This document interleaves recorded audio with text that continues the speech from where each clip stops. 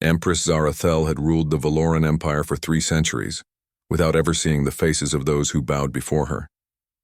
Born blind into the most powerful royal bloodline in the galaxy, she had learned to navigate her world through enhanced senses that far surpassed those of her sighted subjects. Her fingertips could read the electromagnetic signatures of different species. Her hearing could detect lies in the smallest vocal tremors, and her sense of smell could identify the chemical markers of fear, loyalty, and deception. The throne room of the imperial palace stretched vast and gleaming, its crystalline walls pulsing with bioluminescent veins that responded to the Empress's emotional state. Today they flickered an agitated purple as Zarathel listened to her council debate the matter of her succession. At 400 years old, she was considered young for a Valoran ruler, but the pressure to produce an heir had grown unbearable. "Your Majesty," Chancellor Vextar spoke with careful diplomacy, "the noble houses grow restless. You have rejected every suitor from the 12 core worlds. The bloodline must continue." Zarathel's fingers tightened on the armrests of her throne, carved from a single meteor that had once destroyed a rebel fleet. "I will not mate with someone whose mind I cannot trust, whose heart beats with ambition rather than genuine feeling. Every Valoran male who has approached me reeks of political calculation." The truth was more complex than she would admit to her council. In her 3 centuries of life, Zarathel had never encountered a being whose emotional resonance felt clean. Every Valoran, every alien dignitary, every potential mate carried the sharp metallic scent of ulterior motives. Their bioelectric fields hummed with schemes and social positioning. She had begun to believe that pure intention was a myth. "Perhaps," suggested General Colton, his voice gravelly from decades of battlefield commands, "we should expand our search beyond traditional parameters. The Empire spans 47 different species across 200 worlds. You suggest I mate with an inferior species?" The crystals in the walls flashed angry red. "I suggest," the general continued carefully, "that we bring representatives from worlds recently brought into the Empire. Some of the newer acquisitions have interesting characteristics." The newest addition to the Valoran Empire was a small blue planet called Earth, inhabited by a species that had barely achieved interstellar travel. The humans had surrendered without significant resistance when the Valoran fleet arrived, their primitive weapons useless against advanced energy shields. Most of the conquest had been completed through negotiation rather than destruction, as the humans proved surprisingly adaptable to imperial rule. The humans, Zarathel mused, remembering the reports, they survived a nuclear age without destroying themselves. Their planet shows remarkable biodiversity despite their industrial period. What makes you think they would provide suitable genetic material? Their mental patterns are unique, Majesty. Our telepathic scans show unusual resilience and creativity. They seem to think in ways that surprise even our best analysts. 3 days later, a transport ship arrived carrying 12 human volunteers. They had been selected not for their physical attributes or social standing, but for psychological profiles that suggested emotional authenticity and mental stability. The selection process had been explained to them as a diplomatic exchange program, which was technically accurate if incomplete. Zarathel received them in her private audience chamber, a more intimate space where she could better analyze their bioelectric signatures. One by one, they were brought before her. Each human carried the expected scent of nervousness and curiosity, their heartbeats elevated by the strange situation.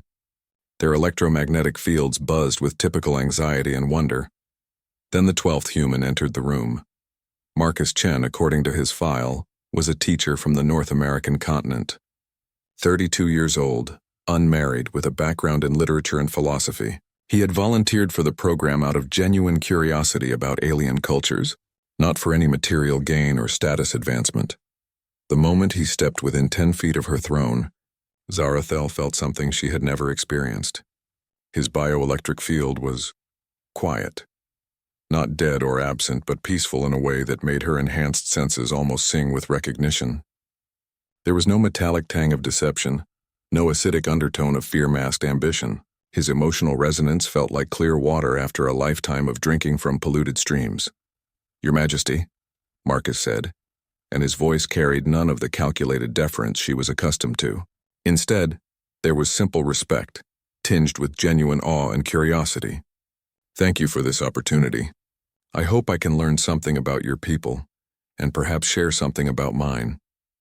For the first time in her life, Zarathel found herself wishing she could see. Not to judge his physical appearance, but to understand what visual cues might explain this extraordinary sensation of cleanness. She gestured for him to approach closer, something she had never done with any other potential suitor. "You are not afraid," she observed, noting how his heartbeat had actually slowed since entering her presence. "Should I be?" Marcus asked, with what her enhanced hearing identified as a small smile in his voice. "You're the most powerful being I've ever met, ruling an empire that spans more worlds than my species even knew existed. But fear seems like it would get in the way of actually meeting you." The crystalline walls around them began to pulse with soft gold light, a color that her attendants had never seen before. Zarathel leaned forward in her throne, studying this impossible human whose very presence seemed to calm electromagnetic storms in her mind. "Tell me, Marcus Chen," she said, "what do you see when you look at me?" Marcus took a moment to consider her question, and Zarathel found herself appreciating that he didn't rush to give what he thought might be the expected answer. His bioelectric field remained steady, thoughtful rather than calculating. "I see someone who has learned to be strong because she had to be," he said finally. "Someone who probably knows more about the people around her than they realize because you've had to develop ways of understanding that go deeper than what most of us rely on.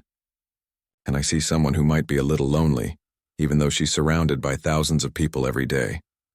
The observation hit her with unexpected force. In 3 centuries, no one had ever acknowledged her isolation. They spoke of her power, her wisdom, her divine right to rule, but never the simple fact that her enhanced senses made her acutely aware of how alone she was among beings whose motivations felt foreign and uncomfortable. "You speak very directly for someone addressing an empress," she noted, though there was no reproach in her voice.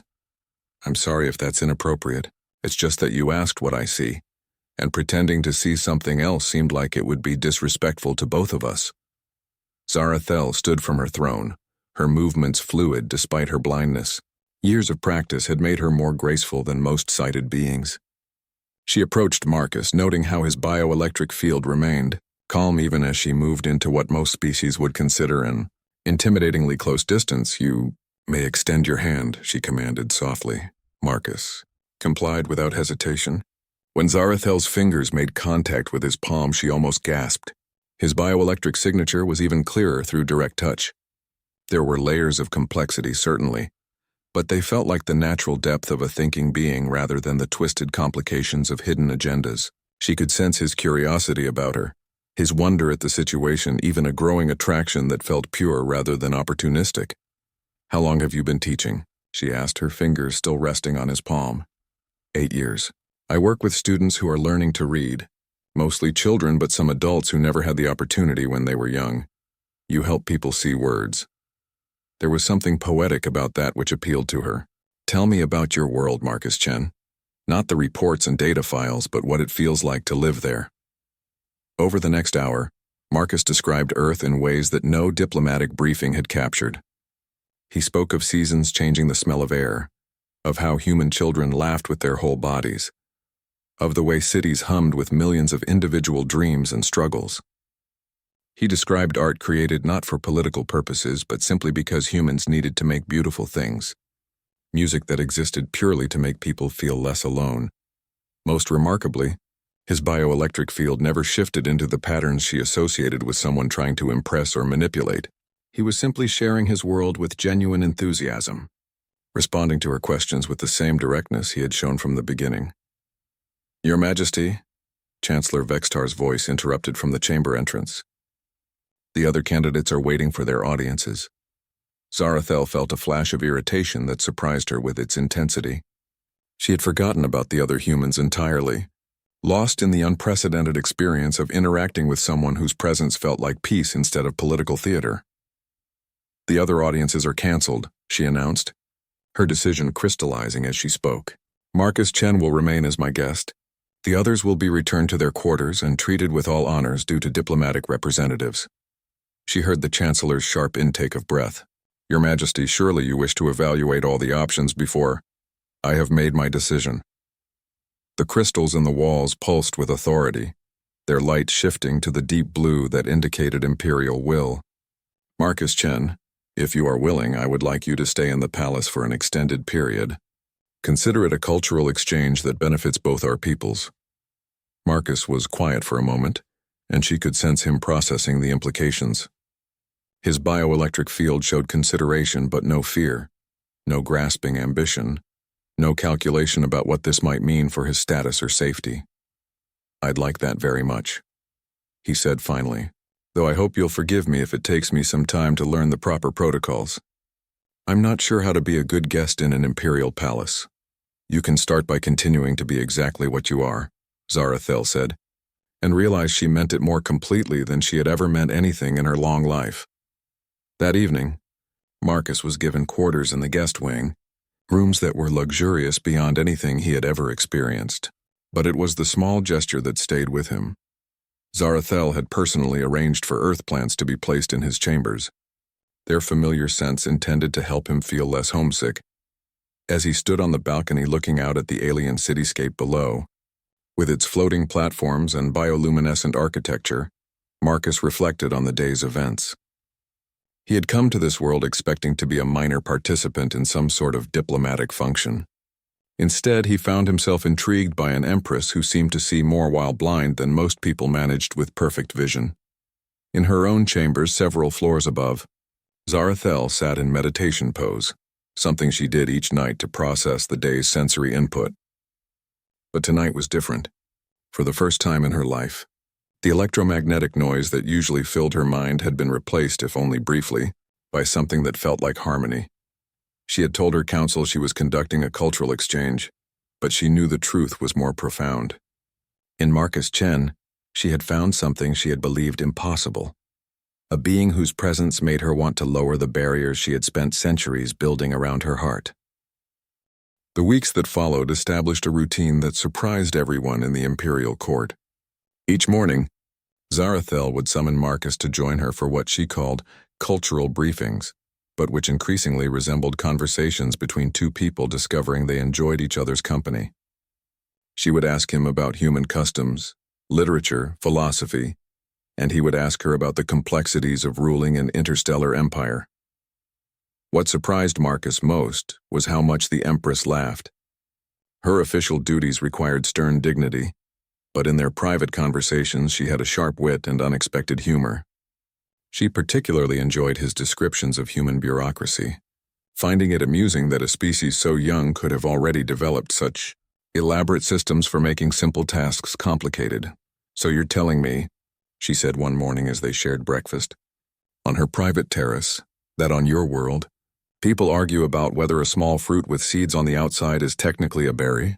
"For hours," Marcus confirmed. "Some people feel very strongly about botanical classifications.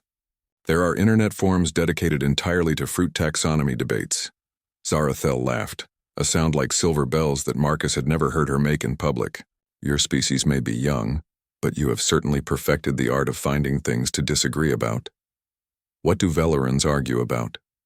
Marcus asked, cutting into something that tasted like a cross between mango and starfruit.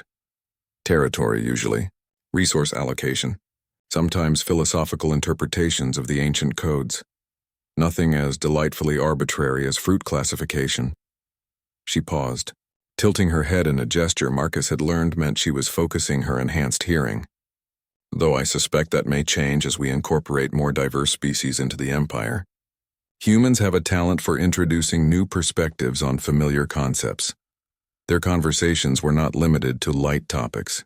Zarathel found herself sharing details about the challenges of rulership that she had never discussed with anyone. She told him about the weight of making decisions that affected billions of lives, the loneliness of being unable to trust anyone's motives completely, the exhaustion of maintaining perfect composure during 12-hour court sessions. Marcus, in turn, shared his own struggles with purpose and meaning. He described the satisfaction of helping someone learn to read, but also his occasional doubts about whether he was making any real difference in the world. He talked about the loneliness of being single in a culture that expected people to partner, and the way he sometimes felt disconnected from friends who couldn't understand why he read ancient philosophy for pleasure. "You said you've never been mated," Zarathel observed during one of these conversations. "Is that choice or circumstance?" Marcus considered the question. something she had learned he always did before answering anything personal. A little of both, I think. I could have married someone who was good enough, someone who checked the right boxes and would have made a decent life partner. But I kept hoping to find someone who felt necessary, someone whose mind I wanted to explore for the rest of my life. The words hung in the air between them. Loaded with implications neither was quite ready to address directly. Their relationship might have continued developing slowly and naturally, if not for the crisis that erupted in the third week of Marcus's stay. Chancellor Vextar requested an urgent private audience with the Empress, arriving in her chambers with news that made the crystalline walls pulse angry red. "Majesty, we have received intelligence that concerns your safety and the stability of the Empire," Vextar began, his voice tight with worry. "There are rumors circulating among some of the noble houses about your association with the human." "What manner of rumors?" Zarathel's voice could have frozen hydrogen. "Some suggest that you have been enchanted by alien influence. Others claim that the human is a spy sent to weaken your resolve. Lord Zephyron of the Second House has been particularly vocal in suggesting that your judgment has been compromised." Marcus, who had been summoned to join the meeting, felt the temperature in the room drop several degrees. He had learned to read some of Zarathel's moods through environmental cues, and this felt dangerous. "Lord Zephyron has been angling for influence over imperial succession for 2 decades, Zarathel said coldly. "His concerns about my judgment are remarkably convenient. Nevertheless, Majesty, the rumors are spreading. There are calls for you to submit to a formal mental evaluation by the Temple Seers, to prove that you remain capable of independent thought." The suggestion was tantamount to questioning the divine right that justified Valoran imperial rule. Marcus didn't fully understand the political implications, but he could see how Zarathel's bioelectric field spiked with what looked like fury and hurt. "They dare suggest that I, who have ruled successfully for 3 centuries, I'm mentally compromised because I choose to spend time with a being whose honesty doesn't threaten their political games." "Majesty," Marcus said quietly, "if my presence is causing problems for you, I can return to the guest quarters. Or to Earth, if that would be better." Zarathel turned toward him so quickly that her movement stirred the air. "You would leave?" "I would do whatever protects you and causes the least harm to your people. That's what friends do." The word friends seemed to surprise her. Marcus realized that in all their conversations they had never explicitly defined what was developing between them. The bioelectric field around her shifted to patterns he hadn't seen before, complex emotions layering over each other too quickly for him to interpret. "Chancellor," she said finally, "arrange for a formal court session tomorrow. Full ceremonial gathering, all the major houses represented. If Lord Zephyron and his allies wish to question my mental capacity, they may do so publicly, according to the ancient forms." Vextar looked alarmed. "Majesty, it risks nothing that isn't already at stake. If I cannot maintain authority over my own household, I have no business ruling an empire. But I will not be forced into hiding relationships that bring me happiness simply to appease nobles who mistake their own ambition for genuine concern." After the Chancellor left, Marcus and Zarathel sat in silence for several minutes. Finally, Marcus spoke. "What exactly happens in a formal court challenge?" "Ancient Valoran law allows nobles to demand proof of a ruler's mental fitness if they can demonstrate reasonable cause for concern. The challenge involves a series of tests administered by neutral parties. Mental acuity, emotional stability, decision-making capacity under pressure. And if you fail, then I abdicate in favor of my chosen successor, which, since I have no heir, would likely be Lord Zephyron himself." Marcus felt a chill that had nothing to do with the room's temperature. "This is all because of me." "No," Zarathel said firmly. "This is because I finally found someone worth defending." The great throne room had never felt more imposing than it did the morning of the formal challenge. Representatives from all 12 major houses filled the crystalline chamber, their bioluminescent formal wear creating a galaxy of shifting colors. The air hummed with political tension and barely contained ambition. Marcus stood in the designated area for witnesses, wearing formal Earth clothing that felt absurdly simple compared to the elaborate alien fashions around him. He had spent the previous evening learning about Valoran challenge protocols from Chancellor Vexitar, who seemed genuinely worried about the outcome. "The tests will be administered by High Seer Mordain," Vextar had explained. She's been neutral in court politics for over a century, which is why both sides agreed to her oversight. The mental acuity test involves solving complex strategic scenarios. The emotional stability test monitors bioelectric responses to various stressors. The decision-making test presents real-time crises requiring immediate resolution. And if she passes all three, then Lord Zephron's challenge is considered false accusation, which carries significant political consequences. But if she fails any single test, Vexitar had left the sentence unfinished.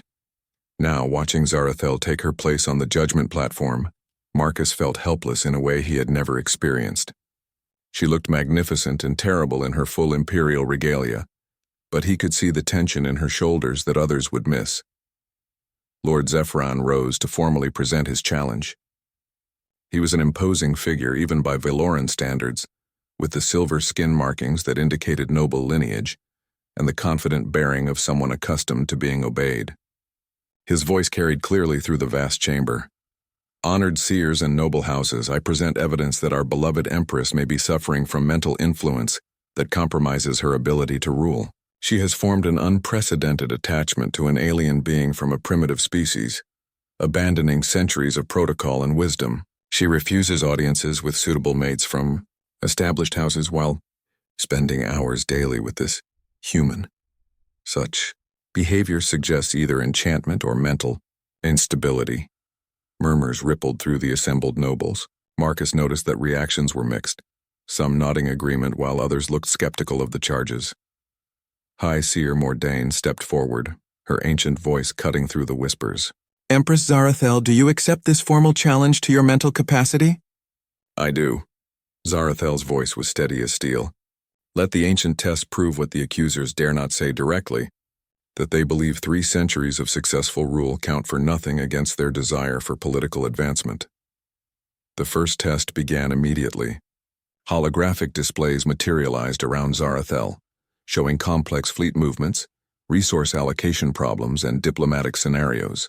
She had to coordinate responses to simultaneous crises across multiple star systems while managing internal disputes and external threats. Marcus watched in fascination as she worked. Her blindness became an advantage, allowing her to process information through audio feeds and haptic interfaces faster than sighted beings could parse visual data. Her responses were swift and decisive, showing the kind of strategic thinking that had kept the Valoran Empire stable for 3 centuries. She completed the scenario in half the allotted time, her solutions elegant and effective. Even Lord Zephron looked grudgingly impressed. The emotional stability test proved more challenging. Seer Mordain activated psychic projectors that would bombard Zarathel with artificial stressors, simulated threats to the Empire, false reports of rebellion, phantom personal attacks designed to trigger fear, anger, or despair. This was where Marcus saw the true cost of her isolation. As wave after wave of artificial emotion crashed against her mental shields, her bioelectric field flickered with responses she fought to control.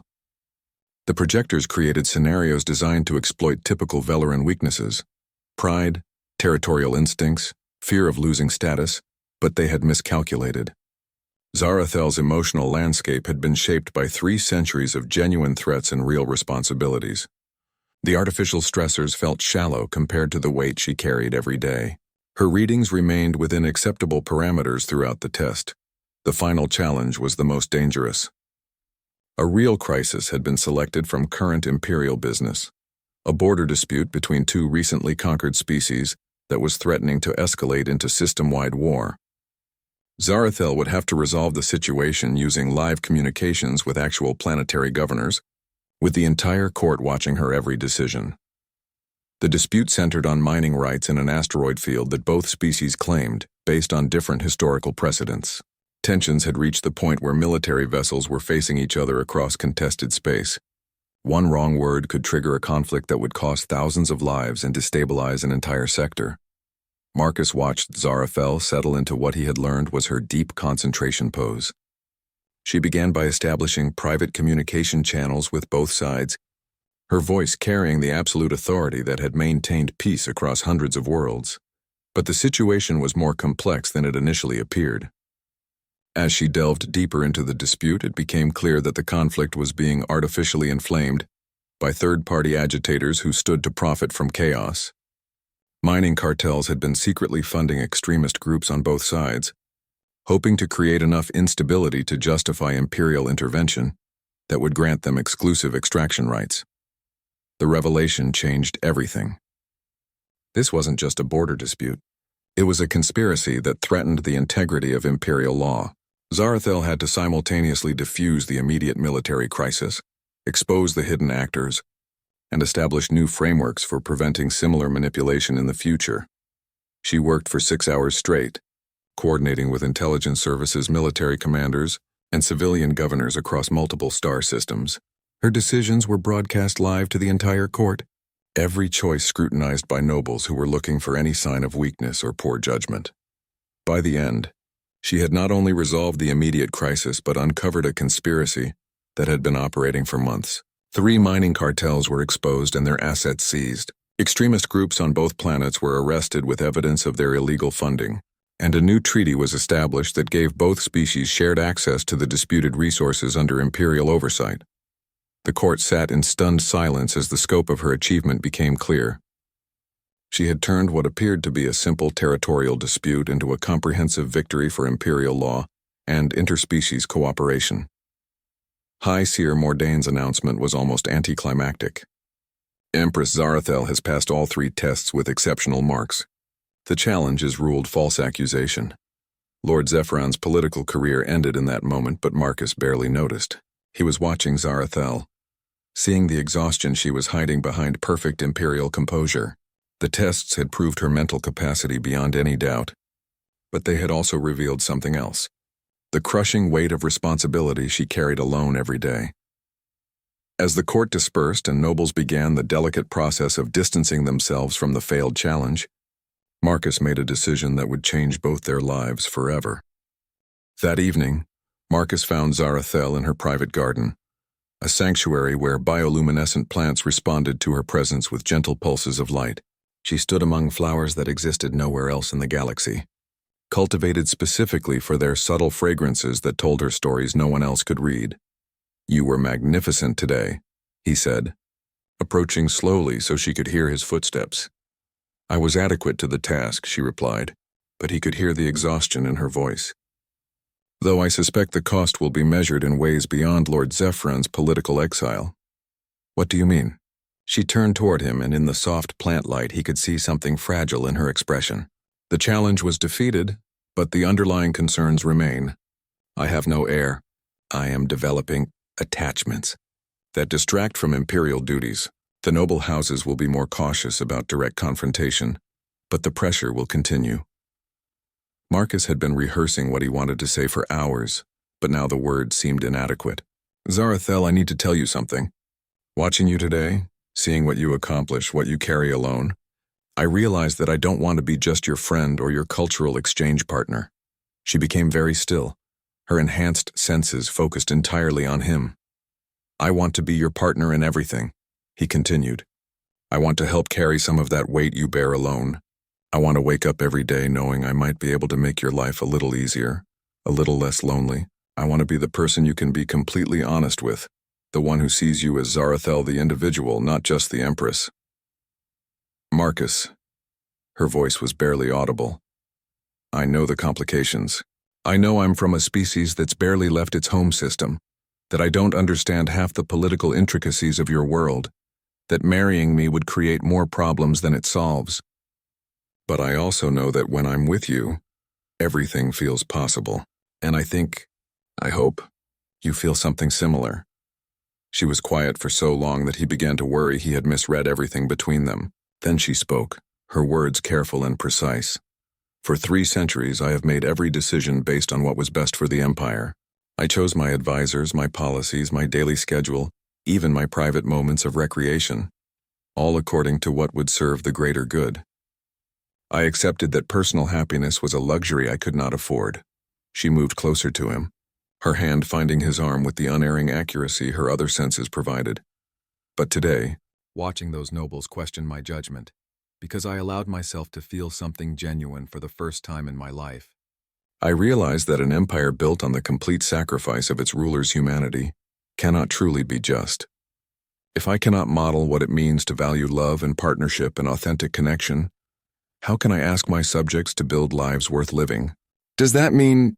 It means that if you are willing to accept the complexities of being the partner of an alien ruler, whose people are still learning to trust humans, then yes.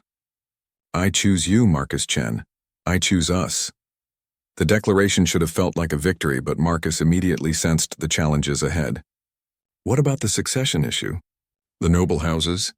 Zarathel smiled, and the bioluminescent plants around them brightened in response to her emotional shift. Human Veloran genetic compatibility has been theoretically possible since our scientists first studied your species. The medical procedures required would be complex but not impossible. As for the noble houses, they will adapt. They always do, and if they don't, then we will face that challenge the same way we face today's. Together, with truth as our weapon and love as our strength. Their first public appearance as an announced couple took place a week later, during the Festival of Convergence, a celebration that marked the anniversary of the first successful interspecies alliance in Veloran history. The symbolism was deliberate and powerful. Marcus had spent the week in intensive training with protocol specialists, learning the intricate dances of imperial court life. He studied Veloran history, galactic politics, and the subtle art of reading bioelectric signatures. Most importantly, he learned to move through public spaces with Zarathel in ways that supported her without appearing to guide her. The festival crowd was enormous, representing dozens of species from across the Empire. As Zarathel and Marcus appeared on the royal balcony, the reaction was electric. Some cheered, seeing the symbolic promise of continued expansion and inclusion. Others watched in careful silence, reserving judgment. A few groups of traditional Veloran nobles maintained disapproving stillness, but Marcus noticed something that surprised him. Many in the crowd seemed genuinely happy for their empress. Ordinary citizens who had watched her rule with wisdom and fairness for decades were celebrating the fact that she had found personal joy. "They love you," he murmured to her during a quiet moment between ceremonies. "They love the idea of love," she replied. "Velorans are romantic by nature, despite our political complications. The common people understand that a happy ruler is likely to be a generous ruler." The festival lasted 3 days, and by the end, Marcus had begun to understand the rhythm of their new life. Public appearances required careful choreography and constant awareness of political implications. Private moments became precious precisely because they were rare, but in between, there were conversations with alien dignitaries, collaborative problem-solving sessions about imperial policy, and the gradual realization that they made an effective team. The formal mating ceremony was scheduled for the following month, giving time for representatives from across the galaxy to attend.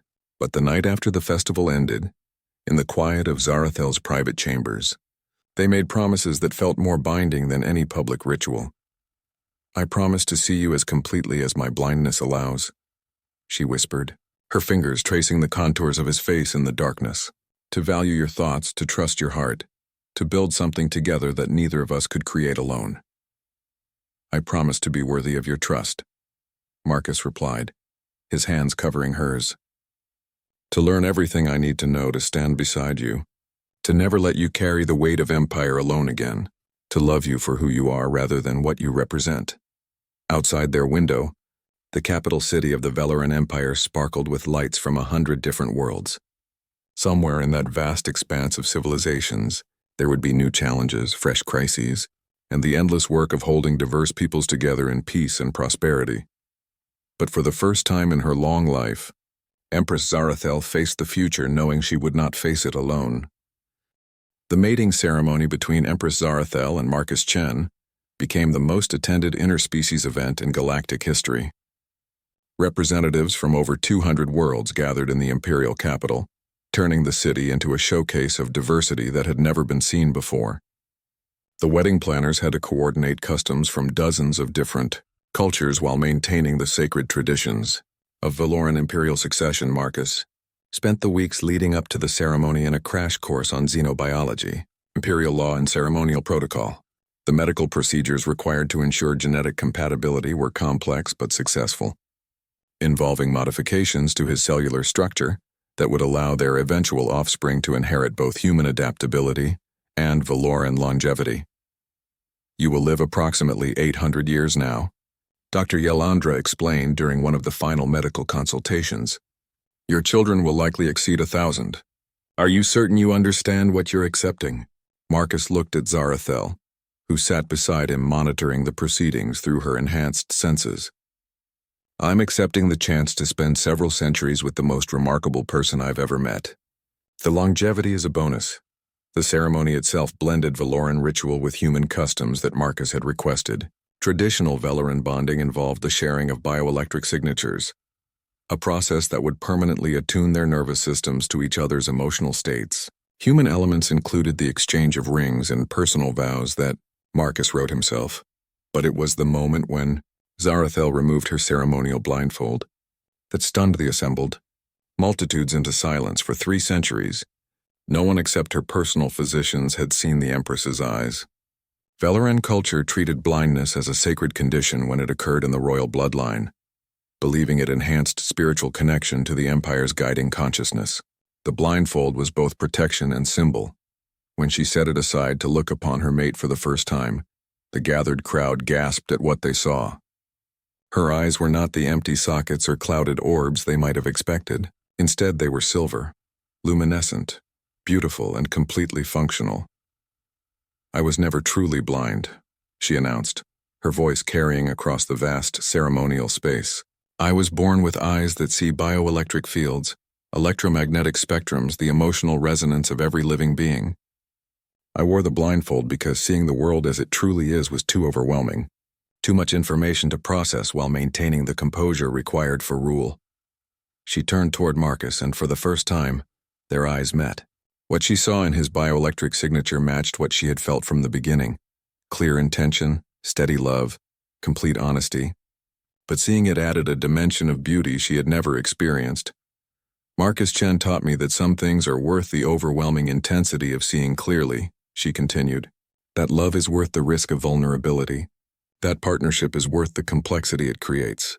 That some kinds of vision are worth any amount of sensory chaos. The political implications rippled through the crowd immediately. If the Empress had chosen to see clearly for the first time in centuries, what else might she choose to see that had previously been hidden? Several nobles who had been counting on continued concealment of their activities looked distinctly uncomfortable. But the moment transcended politics. The image of the blind Empress seeing her mate for the first time, choosing vision over comfort for the sake of love, became instant legend. Artists across the galaxy would spend decades creating works inspired by that moment. Their first year of marriage established patterns that would define their partnership for centuries to come. Marcus proved to have an unexpected talent for reading complex political situations, his human perspective offering insights that helped Zarathel see familiar problems from new angles. He became her unofficial advisor on matters involving recently incorporated species, his empathy for the adjustment process making him an effective liaison. Zarathel, in turn, introduced Marcus to the profound satisfaction of large-scale problem-solving. Working together, they developed new frameworks for managing multi-species conflicts, created educational programs that helped different cultures understand each other, and established trade networks that brought prosperity to previously isolated worlds. The birth of their first child, 2 years after their marriage, sparked celebrations across the empire. Princess Kirathel Chen inherited her mother's enhanced senses and her father's emotional clarity, becoming a bridge between species in ways that surprised even her parents. But it was during their first major crisis as a married couple that Marcus truly understood the scope of what they had chosen together. The Zephyrian rebellion erupted suddenly, triggered by a species that had been forced into the empire through conquest rather than negotiation. The Zephyrians possessed advanced quantum technology, but had been suppressed and their world strip-mined for resources by the previous administration. When they rose up, they did so with weapons that could destabilize entire star systems. Traditional imperial response would have been overwhelming military force, crushing the rebellion quickly to discourage similar uprisings. But Marcus suggested a different approach, one that addressed the legitimate grievances while maintaining imperial authority. They're not rebelling against the empire, he argued during a heated council session. They're rebelling against the injustices they've suffered under the Empire. If we can separate those issues, we might find a solution that strengthens rather than weakens imperial unity. The strategy required Zarathel to do something unprecedented. Publicly admit that imperial policy had been wrong, apologize to an entire species, and offer reparations for historical injustices. The political risk was enormous, but the moral clarity was undeniable. The Zephyrian negotiations lasted 6 months and became a template for a new kind of imperial governance. Instead of ruling through conquest and extraction, the Empire began to emphasize partnership and mutual benefit. Species that had been considering rebellion instead found themselves invited to become full participants in imperial decision-making. Marcus's role in the transformation was quietly acknowledged, but never officially recognized. He preferred it that way, working behind the scenes to ensure that human perspectives on conflict, resolution, and collaborative governance influenced imperial policy, without creating the impression that Earth was seeking preferential treatment. By their 5th anniversary, the Valoran Empire had changed more than it had in the previous century. Trade had increased, rebellions had decreased, and the incorporation of new species had shifted from conquest-based to invitation-based. The changes were not universally popular among traditional nobility, but they were undeniably successful. "Do you ever regret it?" Zarathel asked one evening as they watched their daughter play in the garden with children from a dozen different species. "Giving up your quiet life as a teacher for the complications of imperial partnership?" Marcus considered the question, watching Kirathel demonstrate human games to her alien friends with the same patience he had once brought to teaching literacy. "I regret that I can't visit Earth as often as I'd like," he said finally. "I miss some of the simplicities of human life. But regret choosing this? Never. We're building something that will outlast us by millennia, something that makes the galaxy a better place for every species in it. How could I regret being part of that?" 50 years after their first meeting, Marcus and Zarathel stood in the same private garden where he had first declared his love. But now they were no longer alone. Princess Kirathel, now a young adult, stood beside them with her own mate, a brilliant scientist from the Andorian Republic, whose innovations in quantum agriculture were helping feed hungry worlds across the Empire. Their second child, Prince Darren, practiced combat forms with his tutor in the distance, his movements showing the fluid grace that came from combining human adaptability with Valoran physical enhancement. Their youngest, Princess Liana, sat cross-legged among the bioluminescent flowers, her enhanced empathic abilities allowing her to communicate directly with the garden's living systems. The empire they had helped reshape now spanned 3 galaxies, not through conquest but through invitation. The Valoran model of collaborative governance had become so successful that other major powers were beginning to adopt similar approaches. Wars had not ended entirely, but they had become increasingly rare as species found more benefit in cooperation than conflict. "The ambassador from the Terran Federation is here," Kirathel announced, approaching with the easy grace that made her an effective diplomat. "She has an interesting proposal about the new colony worlds in the Andromeda Galaxy." Marcus smiled at the irony. His homeworld, once a barely space-capable species absorbed into the Empire almost as an afterthought, now led a federation of human colonies that was considered a major galactic power in its own right.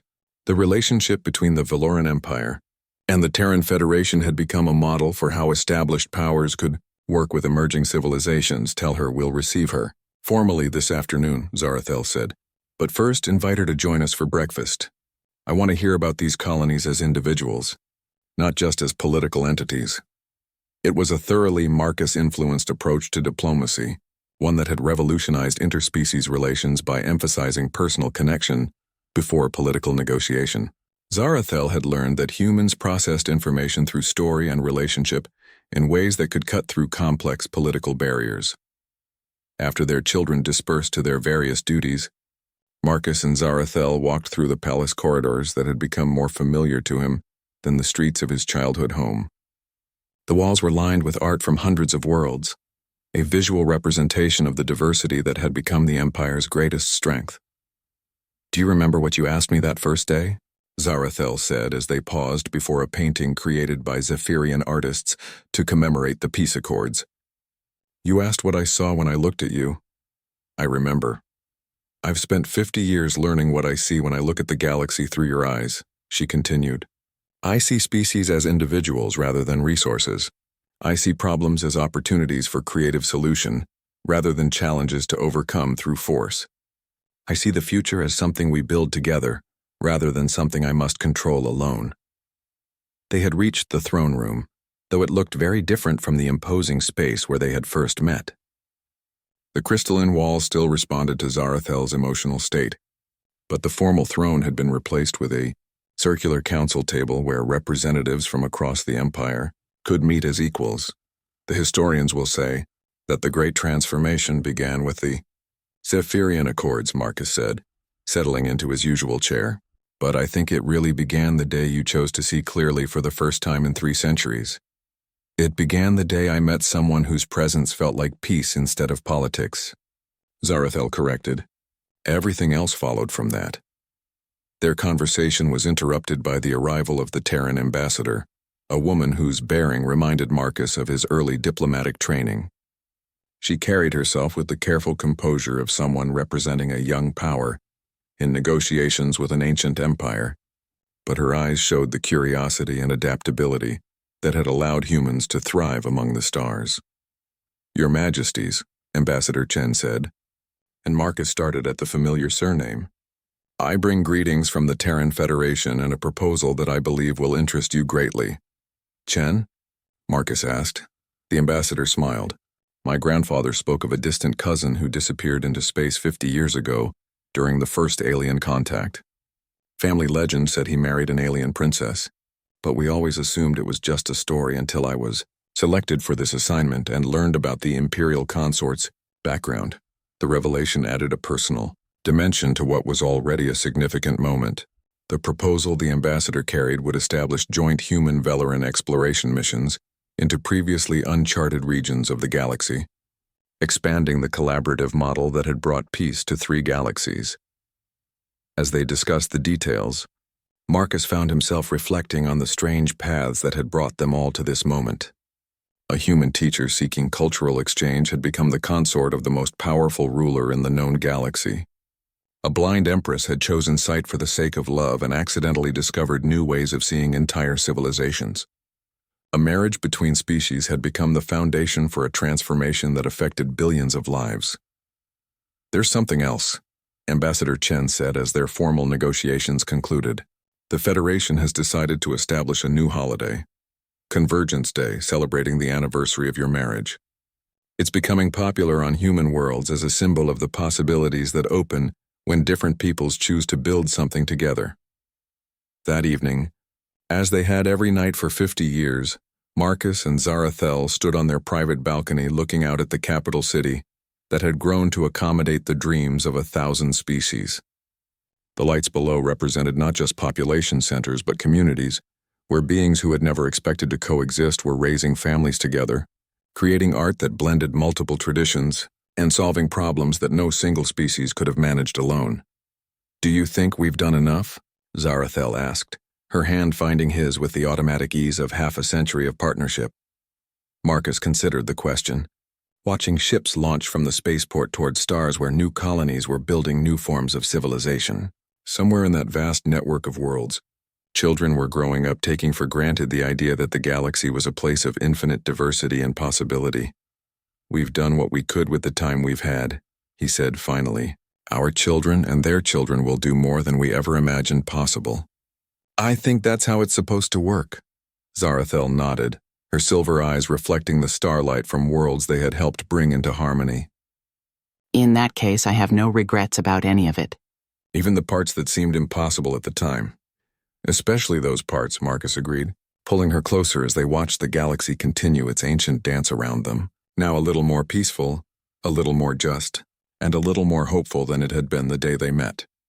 In the garden below, bioluminescent flowers pulsed in patterns that would have been impossible to interpret 50 years earlier, but which Marcus now recognized as the visual representation of contentment.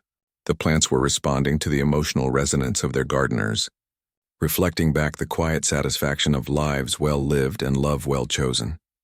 The story of the blind alien monarch who took a human as her mate had become legend across 3 galaxies. But for Marcus and Zarathel, it would always be simpler than legend.